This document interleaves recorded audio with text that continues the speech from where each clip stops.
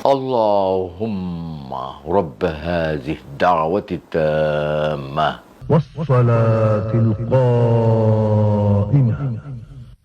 آت محمدا الوسيلة والفضيلة والدرجة الرفيعة وابعثه مقاما محمودا الذي وعدته إنك لا تخلف الميعاد। হে আল্লাহ, এই পরিপূর্ণ আহ্বান ও শাশ্বত নামাজের তুমি প্রভু। হযরত মুহাম্মদ সাল্লাল্লাহু আলাইহি ওয়াসাল্লামকে দান করো সর্বোচ্চ সম্মানিত স্থান, সুমহান মর্যাদা, এবং বেহেশতের প্রশংসিত স্থানে তুমি তাকে অধিষ্ঠিত করো। নিশ্চয়ই তুমি প্রতিশ্রুতির ব্যতিক্রম করো না। বিজ্ঞাপনে কণ্ঠ দিয়ে আমি লাখের উপরে ডকুমেন্টারি করেছি এবং এটা আমার অভিজ্ঞতা, পাশাপাশি আবৃত্তি। তোমার ছবিটা দেখতে দেখতে ঘুমিয়ে পড়ি মা। অনেক দিন ঘুম হয় না, কাজের চাপে, সংসারের এটা সেটা করতে করতে কখন যে সময় চলে যায় টেরও পাই না।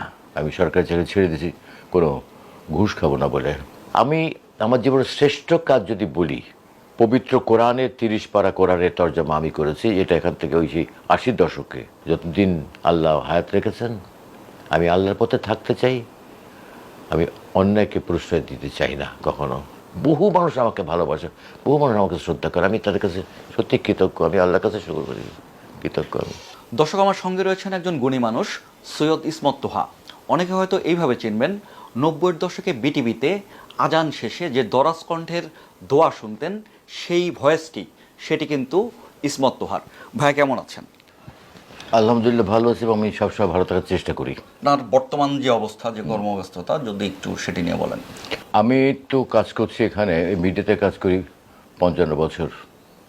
1970 থেকে আমার শুরু। আমার বাড়ি খুলনাতে, খুলনার বেতার থেকে আমার শুরু।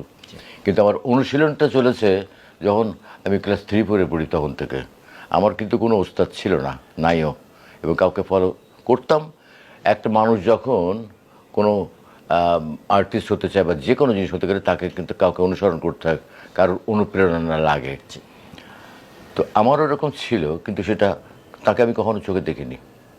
আমি তার কণ্ঠ শুনে মুগ্ধ হয়ে তার মতো করে পড়ার চেষ্টা করতাম। তখন আকাশবাণী থেকে খবর পড়তেন দেবদুলাল বন্দ্যোপাধ্যায়, বিজন বোস, নীলিমা সান্যাল, এনারা খবর পড়তেন, বিখ্যাত নিউজ রিডার। তো জীবন বোসের খবরটা আমার কাছে খুব আকর্ষণীয় মনে হতো। আমাকে ওনার কণ্ঠ আমাকে অনুপ্রাণিত করেছে এবং আমি তার মতো করে পড়ার চেষ্টা করতাম।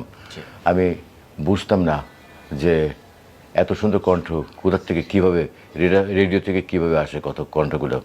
তখন তো বিটিভি অত ছিল না, বিটিভি মানুষ দেখতো, সবার বাসায় টিভি ছিল না। আমার বাবা খুব শৌখিন মানুষ ছিলেন, তো ওই শৌখিন মানুষের কথা, শৌখিনতার কারণেই আমাদের বাসায় সব কিছুই তখন আব্বা করতেন আর কি।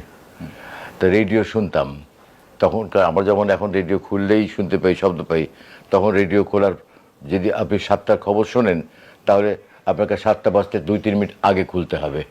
ভিতরে কতগুলো বাল্ব জ্বলবে, তারপর আপনি রেডিওর শব্দটা শুনতে পাবেন।